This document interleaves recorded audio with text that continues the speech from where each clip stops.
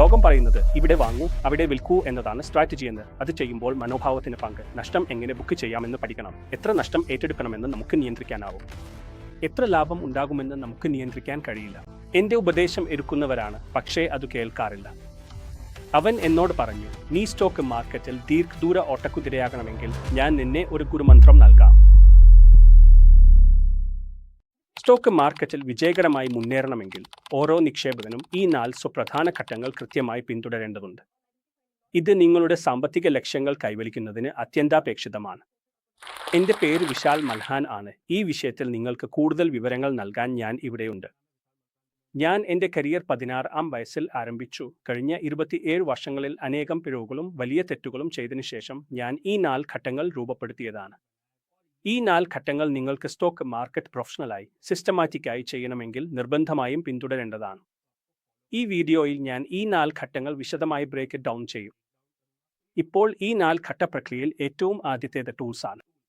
Tools എന്നത് ആയുധങ്ങൾ എന്നാണ് അർത്ഥം. നമുക്ക് സ്റ്റോക്ക് വാങ്ങാൻ സഹായിക്കുന്ന ആയുധങ്ങളും ടൂൾസും വേണം. ഈ ടൂൾസ് ടെക്നിക്കൽ ആകാം. ഞാൻ ടെക്നിക്കൽ കാര്യങ്ങളാണ് പറയുന്നത്, കാരണം സാധാരണക്കാർക്കും ടെക്നിക്കൽ അനാലിസിസ് ചെയ്യാം. എന്നാൽ ഫണ്ടമെന്റൽ അനാലിസിന് ഫിനാൻസ് പശ്ചാത്തലം വേണം. സാധാരണക്കാർക്കും ട്രേഡ് ചെയ്യാൻ കഴിയണം എന്നതാണ് എൻ്റെ ആഗ്രഹം. അവർക്ക് ടെക്നിക്കൽ അനാലിസിന്റെ സഹായം മാത്രമേ ഉണ്ടാകൂ. ടെക്നിക്കൽ അനാലിസിസിൽ നിങ്ങൾ കണ്ടിട്ടുണ്ടാവും RSI കാൻഡിൽസ്റ്റിക് മൂവിംഗ് അവറേജ് പോലുള്ള നിരവധി ടൂൾസുകൾ. ഇങ്ങനെ നിങ്ങൾ പല പേരുകളും കേട്ടിട്ടുണ്ടാവും. വളരെ കൂടുതൽ ടൂൾസുകൾ ഉണ്ട്. എൻ്റെ കരിയറിൽ ഞാൻ അനേകം ടൂൾസുകൾ പഠിച്ചിട്ടുണ്ട്. കൂടുതൽ ടൂൾസുകൾ പഠിച്ചാൽ ഞാൻ കൂടുതൽ വിജയിക്കുമെന്ന് എനിക്ക് തോന്നിയിരുന്നു. പക്ഷേ ഞാൻ പൂർണ്ണമായും തെറ്റായിരുന്നു. 10 വർഷം മാർക്കറ്റിൽ ടെക്നിക്കൽസ് പഠിച്ച ശേഷം എനിക്ക് ഇന്ത്യയിൽ ഒരു ലെജൻഡറി ട്രേഡറെ കാണാൻ അവസരം ലഭിച്ചു. അവർ US-ൽ നിന്ന് ഒരിക്കൽ ഇന്ത്യയിൽ വന്നിരുന്നു. അവരുടെ പേര് ലാറി വില്യംസ്. ഞാൻ അവരോട് എൻ്റെ പ്രശ്നം പറഞ്ഞു. സർ, ഞാൻ ഇത്രയും ടൂൾസുകൾ ഉപയോഗിക്കുന്നു. ഇത് മൂവിംഗ് അവറേജും ഉണ്ട്, RSIയും ഉണ്ട്, ഇതുമുണ്ട്, അതുമുണ്ട്, എന്നിട്ടും എനിക്ക് നഷ്ടം വരുന്നു. ഞാൻ വിജയിക്കാനാവുന്നില്ല. അപ്പോൾ അവർ എന്നെ ഒരു സ്വർണ്ണമന്ത്രം പഠിപ്പിച്ചു. എല്ലാ ടൂൾസുകളും ഒഴിവാക്കൂ, ഏതെങ്കിലും ഒന്ന് മാത്രം തിരഞ്ഞെടുക്കൂ. അപ്പോൾ ഞാൻ റാൻഡം ആയി പറഞ്ഞു RSI റിലേറ്റീവ് സ്ട്രെങ്ത് ഇൻഡെക്സ്. അവർ പറഞ്ഞു, ഒരു ടൂൾ മാത്രം നിങ്ങൾ മാസ്റ്റർ ചെയ്യൂ, ബാക്കി എല്ലാം മറക്കൂ. പിന്നെ അവർ എന്നെ പഠിപ്പിച്ച സ്വർണ്ണമന്ത്രം വ്യാപകമായി അല്ല, ആഴത്തിൽ പോകൂ. അർത്ഥം, ഏതെങ്കിലും ഒരു കാര്യത്തിൽ നിങ്ങൾ മാസ്റ്റർ ആകൂ. എല്ലാ കാര്യങ്ങളും കുറച്ച് മനസ്സിലാക്കാൻ ശ്രമിച്ചാൽ നിങ്ങൾ കൺഫ്യൂസ് ആകും. ഇത് പലർക്കും സംഭവിക്കുന്ന കാര്യമാണെന്ന് അറിയാം, കാരണം വിദ്യാർത്ഥികൾ ഈ പ്രശ്നം കൊണ്ടാണ് എൻ്റെ അടുത്ത് വരുന്നത്. സർ, ടൂളുകൾ ഉപയോഗിക്കുന്നു, പക്ഷേ വിജയിക്കാനാവുന്നില്ല. ഞാൻ പറയുന്നത് ഏതെങ്കിലും ഒരു ടൂൾ മാത്രം മാസ്റ്റർ ചെയ്യൂ. അതിനാൽ കഴിഞ്ഞ 15 വർഷമായി ഞാൻ വെറും RSIയിൽ മാത്രം ജോലി ചെയ്യുകയാണ്. ഞാൻ ഷോർട്ട് ടേം ട്രേഡിംഗ് ചെയ്താലും RSI, മീഡിയം ടേം ചെയ്താലും RSI, ലോങ് ടേം ചെയ്താലും RSI, ഓപ്ഷൻസ് ചെയ്താലും ഫ്യൂച്ചേഴ്സ് ചെയ്താലും RSI തന്നെ. ഈ ടൂൾ കൊണ്ടാണ് ഞാൻ വിജയിച്ചിരിക്കുന്നത്. അപ്പോൾ ആദ്യത്തേത് എന്താണ്? ടൂളുകൾ. ഏതെങ്കിലും ഒരു ടൂൾ തിരഞ്ഞെടുക്കൂ, അതിനെ മാസ്റ്റർ ചെയ്യൂ. രണ്ടാമത്തേത് ട്രേഡ് മാനേജ്മെന്റ് ആണ്. ട്രേഡ് മാനേജ്മെന്റിൽ എന്താണ് സംഭവിക്കുന്നത് എങ്കിൽ ഒരു ഒബ്ജക്റ്റീവ് രീതിയാണുള്ളത്. വാക്ക് ഒബ്ജക്റ്റീവ് ആണ്. ഒബ്ജക്റ്റീവ് എന്നത് അതിൽ ചിന്തിക്കേണ്ട ആവശ്യമില്ല ഞാൻ ചെയ്യണോ വേണ്ടയോ എന്നതിൽ. ഇതാണ് ബൈ ചെയ്യാനുള്ള റൂൾ, ഇതാണ് സെൽ ചെയ്യാനുള്ള റൂൾ, ഇതാണ് പ്രോഫിറ്റ് ബുക്ക് ചെയ്യാനുള്ള റൂൾ, ഇതാണ് ലോസ് ബുക്ക് ചെയ്യാനുള്ള റൂൾ. ഈ 4ഉം സമ്മായി പേനയും പേപ്പറും ഉപയോഗിച്ച് എഴുതിയിട്ട് അതിനെ തുടർന്ന് പാലിക്കുക. അതിനുള്ളിൽ പിന്നെ ഗട്ട് ഫീലിംഗ് ഒന്നുമില്ല. കൂടുതൽ പേർ എങ്ങനെ ട്രേഡ് ചെയ്യുന്നു? ഞാൻ ചെയ്തിട്ടുണ്ട്, നിങ്ങളെയും ചെയ്തിട്ടുണ്ടാവും. ഇന്ന് എനിക്ക് തോന്നുന്നു ഇത് മേലേക്ക് പോകും. ഇതാണ് എന്നോട് പറഞ്ഞത്. ടിവിയിൽ ഞാൻ കണ്ടു, എൻ്റെ സുഹൃത്ത് റെക്കമെൻഡ് ചെയ്തു. ഇത് അകത്തുള്ള വാർത്തയാണ്, ഇത് റൂളുകൾ അല്ല, ഇത് സബ്ജക്റ്റീവ് ആണ്. ഇതിനെ ആവർത്തിക്കാൻ കഴിയില്ല, ഇതിനെ ഡ്യൂപ്ലിക്കേറ്റ് ചെയ്യാൻ കഴിയില്ല. അപ്പോൾ ഇത് ഒബ്ജക്റ്റീവ് ആയി മാറും. ഒരു പ്രോസസ് ഉണ്ട്, ഒരു ബിസിനസ് പോലെയാണ്. ഏതെങ്കിലും ഒരു ബിസിനസ് എടുത്തു നോക്കൂ. ഇവിടെ ഈ കോട്ടുണ്ട്. ഈ കോട്ട് ബിസിനസ് ചെയ്താൽ അതിന് ഒരു പ്രോസസ് ഉണ്ട്. കപ്പ വാങ്ങുക, പിന്നെ അതിനെ മെഷീനിൽ ഇടുക, പിന്നെ അതിനെ സ്റ്റിച്ച് ചെയ്യുക, പിന്നെ അതിനെ കളർ ചെയ്യുക, പിന്നെ അതിനെ പാക്ക് ചെയ്യുക. അതുപോലെ തന്നെ ഒരു പ്രോസസ് ഡ്രിവൻ ആയി മാറുന്നു. ഇവിടെ എൻ്റർ ചെയ്യണം, ഇവിടെ എക്സിറ്റ് ചെയ്യണം, ഇവിടെ സ്റ്റോപ്പ് ലോസ് വെക്കണം. ഇത് ഇങ്ങനെ തന്നെ ഫോളോ ചെയ്യണം. പ്രോസസ് ഉണ്ടെങ്കിൽ പിന്നെ ആരെയും ചോദിക്കേണ്ട ആവശ്യമില്ല. അതിനാലാണ് ഞാൻ പറയുന്നത്, നിങ്ങൾക്ക് എപ്പോഴും ട്രേഡിംഗ് വിജയകരമായി ചെയ്യണമെങ്കിൽ ആരെയും ചോദിക്കേണ്ടതില്ല, ആരെയും അറിയിക്കേണ്ടതില്ല, TV കാണേണ്ടതില്ല, ന്യൂസ് പേപ്പർ കാണേണ്ടതില്ല.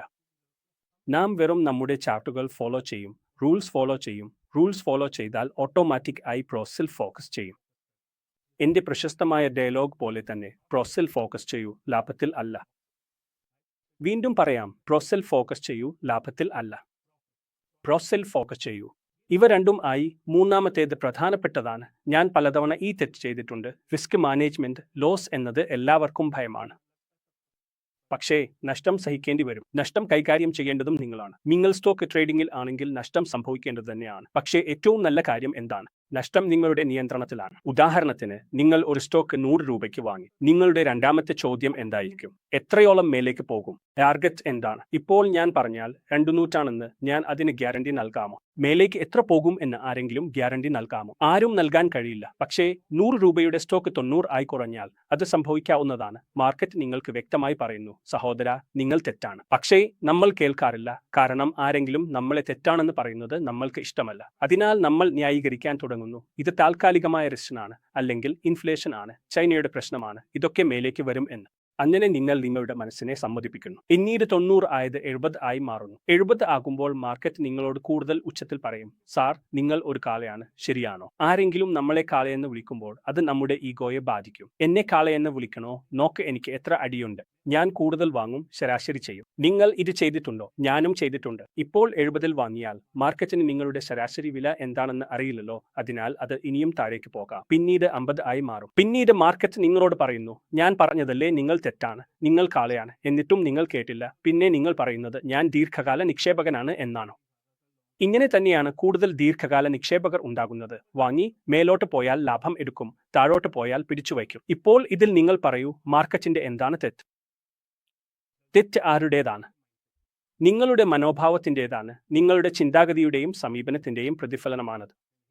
സ്റ്റോക്ക് മാർക്കറ്റിൽ നിങ്ങൾ എങ്ങനെ പ്രതികരിക്കുന്നു എന്നതിനെ ആശ്രയിച്ചിരിക്കും നിങ്ങളുടെ വിജയവും പരാജയവും. 100-ൽ നിന്ന് 90 ആയി ഓഹരി വില കുറഞ്ഞപ്പോൾ നിങ്ങൾക്ക് നഷ്ടം ബുക്ക് ചെയ്യാനുള്ള ഒരു സുവർണാവസരം ഉണ്ടായിരുന്നു. ആ നഷ്ടം അംഗീകരിച്ച് മുന്നോട്ട് പോകാനുള്ള ഒരു അവസരം.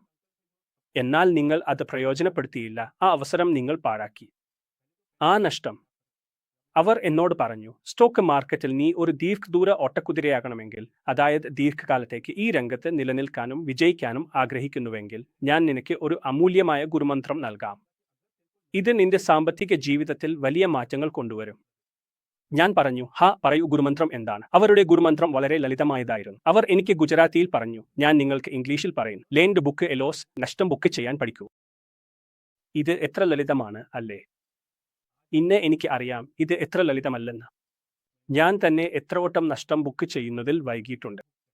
ഞാൻ ലക്ഷക്കണക്കിന്, കോടിക്കണക്കിന് ആളുകളെ കാണുന്നു. അവർ അതേ തെറ്റുകൾ തന്നെയാണ് ചെയ്യുന്നത്. ഇനി അവർ മറ്റൊരു സ്റ്റേറ്റ്മെന്റ് കൂടി ചേർത്തു. അത് എന്തായിരുന്നു? അത് എന്റെ മനസ്സിൽ പതിഞ്ഞുപോയി. അല്ലെങ്കിൽ വിരൽ മുറിക്കണം, അല്ലെങ്കിൽ കൈ മുറിക്കേണ്ടി വരും. ഇത് നമ്മുടെ കയ്യിലാണ്. 100-ൽ 90 നഷ്ടം വരുന്നത് നമ്മുടെ കയ്യിലാണോ? എത്ര നഷ്ടം വരുമെന്നത് നമുക്ക് നിയന്ത്രിക്കാം. എത്ര ലാഭം വരുമെന്നത് നമ്മുടെ കയ്യിലില്ല. മാർക്കറ്റിൽ 2 കാര്യങ്ങൾ നിങ്ങളുടെ കയ്യിലുണ്ട്, നിങ്ങളുടെ എൻട്രിയും നിങ്ങളുടെ സ്റ്റോപ്പ് ലോസും. നിങ്ങൾ നഷ്ടം നിയന്ത്രിച്ചാൽ, 100-ൽ 90 മുറിച്ചു കളഞ്ഞാൽ, 10 രൂപ നഷ്ടത്തിൽ നിന്നും നിങ്ങൾ രക്ഷപ്പെടും. പിന്നെ നിങ്ങൾക്ക് മറ്റൊരു ട്രേഡ് ചെയ്യാം. പക്ഷേ 100-ൽ 50 ആയി പോയാൽ നിങ്ങളുടെ പണം കുടുങ്ങും, നിങ്ങളുടെ മനസ്സും കുടുങ്ങും. കാരണം അതുവരെ നിങ്ങൾക്ക് മറ്റൊരു ട്രേഡ് ചെയ്യാൻ കഴിയില്ല. ഇതാണ് കൂടുതൽ ആളുകളും ചെയ്യുന്ന വലിയ പിഴവ്. അതിനാൽ മൂന്നാമത്തേത് റിസ്ക് മാനേജ്മെന്റ് ആണ്. റിസ്ക് മാനേജ്മെന്റ് ശരിയായി പാലിച്ചാൽ അതാണ് റിസ്ക് റിവാർഡ് റേഷ്യോ. ഉദാഹരണത്തിന്, നിങ്ങളുടെ കയ്യിൽ 10 ട്രേഡുകൾ ഉണ്ടെന്ന് കരുതുക. 10 ട്രേഡുകളിൽ 5 തവണ നിങ്ങൾക്ക് ശരിയായ ദിശയിലും 5 തവണ തെറ്റായ ദിശയിലും പോകാനാകും. പക്ഷേ റിസ്ക് റിവാർഡ് റേഷ്യോ 1:3 ആണെങ്കിൽ, അതായത് നഷ്ടം 1 രൂപയോ ലാഭം 3 രൂപയോ ആണെങ്കിൽ, 1:3 റേഷ്യോ നിലനിർത്തി 5 തവണ മാത്രം ശരിയായി പോയാലും 5 തവണ തെറ്റായി പോയാലും നിങ്ങൾക്ക് പണം ഉണ്ടാക്കാൻ കഴിയും. കാരണം 5 തവണ നഷ്ടം വന്നാൽ 5 രൂപ, 5 തവണ ലാഭം വന്നാൽ 15 രൂപ, ആകെ ലാഭം 10 രൂപ. അതാണ് നിങ്ങൾക്ക് വേണ്ടത്. പക്ഷേ നിങ്ങൾ പറയുന്നുവെങ്കിൽ, ഞാൻ 90% ശരിയാകും, 100% ശരിയാകും എന്ന്. അത് സാധ്യമായ കാര്യമല്ല. ആരുടെയും കയ്യിൽ അത്തരത്തിലുള്ള ഒരു സ്ട്രാറ്റജി ഇല്ല, ശരിയാണോ? അതിനാൽ നിങ്ങൾക്ക് റിസ്ക് റിവാർഡ് റേഷ്യോ നിലനിർത്തണം, നഷ്ടം വേഗത്തിൽ കുറയ്ക്കണം, ലാഭം കൂടുതൽ ദൂരം പോകാൻ അനുവദിക്കണം. ഇതായിരുന്നു റിസ്ക് റിവാർഡ് റേഷ്യോയും ഇതായിരുന്നു മൂന്നാമത്തെ ഘട്ടം. ഇപ്പോൾ നാലാമത്തെ ഘട്ടത്തിലേക്ക് വരാം. അതാണ് മനോഭാവവും വികാരങ്ങൾ നിയന്ത്രിക്കുന്നതും. ഇപ്പോൾ ഈ മനോഭാവം എന്നത് എന്താണ്? ജനങ്ങൾ പറയുന്നു, ഇതാ സ്ട്രാറ്റജി ഉണ്ട്, ഇവിടെ വാങ്ങൂ, അവിടെ വിൽക്കൂ. അവിടെ മനോഭാവത്തിന് എന്ത് ആവശ്യമാണ്? നിങ്ങൾ പണം നിക്ഷേപിച്ച് ട്രേഡ് ചെയ്തിട്ടുണ്ടെങ്കിൽ, ട്രേഡ് തുടങ്ങുന്ന സമയത്ത് തന്നെ നിങ്ങളുടെ വികാരങ്ങൾ എങ്ങനെ ഉയർന്നും താഴെയും പോകുന്നുവെന്ന് നിങ്ങൾക്ക് അറിയാം. ചുവടേക്ക് പോകും, മുകളിലേക്ക് പോകും. നഷ്ടം സംഭവിച്ചാൽ എന്താകും? ഗ്യാപ്പ് ഡൗൺ തുറന്നാൽ എന്താകും? വികാരങ്ങൾ ഉണ്ടാകും. നിങ്ങൾക്ക് വികാരങ്ങൾ നിയന്ത്രിക്കാൻ കഴിയും. നാം മനുഷ്യരാണ്. വികാരങ്ങൾ നിയന്ത്രിക്കാനും മാനേജ് ചെയ്യാനും കഴിയും. അതിനാൽ മനോഭാവ പരിശീലനം പ്രധാനപ്പെട്ടതാണ്. ഞാൻ നിങ്ങളോട് പറയുന്നത്, മനോഭാവത്തിൽ ഏറ്റവും ആദ്യം ശ്രദ്ധിക്കേണ്ടത് വിശ്വാസ വ്യവസ്ഥയാണ്. പണത്തെക്കുറിച്ച് നമ്മുടേത് എന്താണ് വിശ്വാസം? കാരണം ആദ്യം ഉണ്ടാകുന്ന കണ്ടീഷനിംഗ് ആണ് നമ്മുടെ മനോഭാവത്തിൽ. പ്രത്യേകിച്ച് ഇന്ത്യയിൽ നമ്മൾ അറിയുന്നുണ്ട്, പണം സമ്പാദിക്കുന്നത് വളരെ ബുദ്ധിമുട്ടാണ്. പണം ഒരിക്കലും മരത്തിൽ വളരുന്നില്ല. സുലഭമായ വഴിയിൽ പണം വന്നാൽ അതേ സുലഭമായ വഴിയിൽ അത് പോകുകയും ചെയ്യും. സ്റ്റോക്ക് മാർക്കറ്റ് ഗ്യാമ്പിൾ അനുമാന കളിയാണ്. ഇവയെല്ലാം വിശ്വാസ വ്യവസ്ഥകളും കണ്ടീഷനിങ്ങുകളും ആണ്. ഇത് മാറ്റേണ്ടതുണ്ട്. ഞാൻ പറയുന്നത് സ്റ്റോക്ക് മാർക്കറ്റ് എളുപ്പമാണ് എന്നല്ല. ഇതിൽ എനിക്ക് തന്നെ 27 വർഷം കഴിഞ്ഞു. ഇവിടെയും കഠിനാധ്വാനം വേണം. ഇവിടെ കുറച്ച് സ്മാർട്ട് വർക്ക് ചെയ്യണം. പണത്തെ ജോലി ചെയ്യിക്കാൻ ഇടയാക്കണം. വാറൻ ബഫറ്റ് പറയുന്നത് പോലെ നിങ്ങളുടെ പണം നിങ്ങളുടെ വേണ്ടി ജോലി ചെയ്യണം. അങ്ങനെ നിങ്ങൾ ഉറങ്ങുമ്പോഴും പണം സമ്പാദിക്കാം. നിങ്ങൾ ഉറങ്ങുമ്പോഴും നിങ്ങൾക്ക് പണം സമ്പാദിക്കാൻ കഴിയും. അതിനാൽ ഈ വിശ്വാസ വ്യവസ്ഥയും കണ്ടീഷനിങ്ങും മാറ്റേണ്ടതുണ്ട്. അടുത്തത് ആണ് ശീലങ്ങൾ, ഹാബിറ്റുകൾ. ഇപ്പോൾ ഒരു സമ്പന്നനും ഒരു ദരിദ്രനും തമ്മിൽ പറയുന്നത് പോലെ റിച്ച് ഹാബിറ്റ്സ് എന്നതും പുവർ ഹാബിറ്റ്സ് എന്നതുമുണ്ട്. പുവർ ഹാബിറ്റ്സ് എവിടെയാണ്? പുവർ ഹാബിറ്റ്സ് എന്നത് കൂടുതൽ ചിലവഴിക്കുകയും കുറച്ച് മാത്രം സംരക്ഷിക്കുകയും ചെയ്യുന്നതാണ്. എന്നാൽ സമ്പന്നർ കൂടുതൽ സംരക്ഷിക്കുകയും കുറച്ച് മാത്രം ചിലവഴിക്കുകയും ചെയ്യുന്നു. ശരിയാണല്ലോ? ദരിദ്രർ വിനോദത്തിനാണ് ചിലവഴിക്കുന്നത്, സമ്പന്നർ വിദ്യാഭ്യാസത്തിനാണ് ചിലവഴിക്കുന്നത്. നിങ്ങൾ 4 മണിക്കൂർ നെറ്റ്ഫ്ലിക്സ് കാണും, പക്ഷേ 1 മണിക്കൂർ പഠന വീഡിയോയോ സ്റ്റോക്ക് മാർക്കറ്റ് വീഡിയോയോ കാണാൻ വന്നാൽ അത് വളരെ നീളമുള്ളതാണെന്ന് തോന്നും, അല്ലേ? അതിനാൽ സമ്പന്നരും ദരിദ്രരും തമ്മിലുള്ള ഈ ശീലങ്ങൾ മാറ്റിയാൽ അതാണ് വലിയ വ്യത്യാസം ഉണ്ടാക്കുന്നത്. അപ്പോൾ നിങ്ങൾ സമ്പന്നനാകാൻ കഴിയും. ഇതാണ് ശീലം. മൂന്നാമത്തേത്, ഒരു കമ്മ്യൂണിറ്റി വേണം. അതാണ് സർക്കിൾ ഓഫ് ജീനിയസ് എന്ന് പറയുന്നത്. ജിം റോണിന്റെ ഒരു പ്രസിദ്ധമായ ഉദ്ധരണിയുണ്ട്: നിങ്ങൾക്ക് ആരോഗ്യത്തിലും സമ്പത്തിലും സന്തോഷത്തിലും ഏറ്റവും കൂടുതൽ സമയം ചെലവഴിക്കുന്ന 5 പേരുടെ ശരാശരിയാണ് നിങ്ങൾ. നിങ്ങൾക്ക് സ്റ്റോക്ക് മാർക്കറ്റിൽ കരിയർ നിർമ്മിക്കണമെങ്കിൽ, പണം സമ്പാദിക്കണമെങ്കിൽ നിങ്ങളുടെ ചുറ്റുപാടിലുള്ളവർ നിങ്ങളെ നിരാകരിച്ചാൽ ഇത് സത്യമാണ്, ഇത് ചൂതാട്ടമാണ്. ആരും പണം സമ്പാദിച്ചിട്ടില്ലെങ്കിൽ നിങ്ങൾക്കും പറ്റില്ല.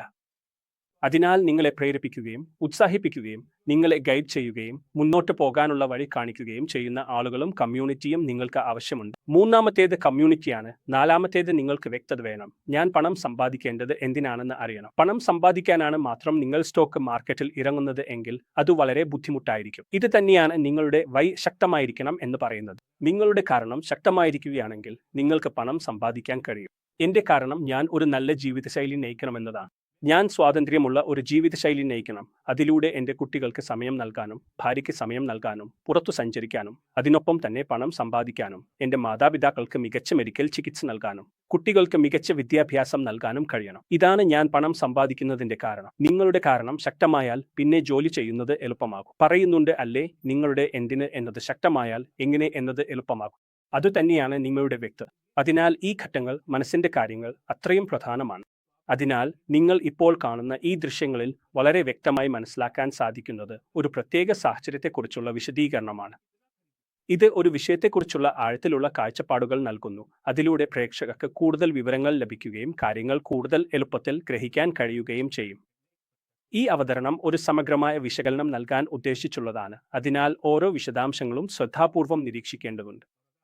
ഈ ദൃശ്യങ്ങൾ ഒരു പ്രത്യേക വിഷയത്തെക്കുറിച്ചുള്ള ആഴത്തിലുള്ള പഠനത്തിന് നിങ്ങളെ സഹായിക്കും. കൂടാതെ ഇതിലെ ഓരോ ഘടകങ്ങളും വളരെ പ്രാധാന്യമർഹിക്കുന്നതാണ്. അതിനാൽ ഈ വിവരങ്ങൾ ശ്രദ്ധാപൂർവം മനസ്സിലാക്കാൻ ശ്രമിക്കുക.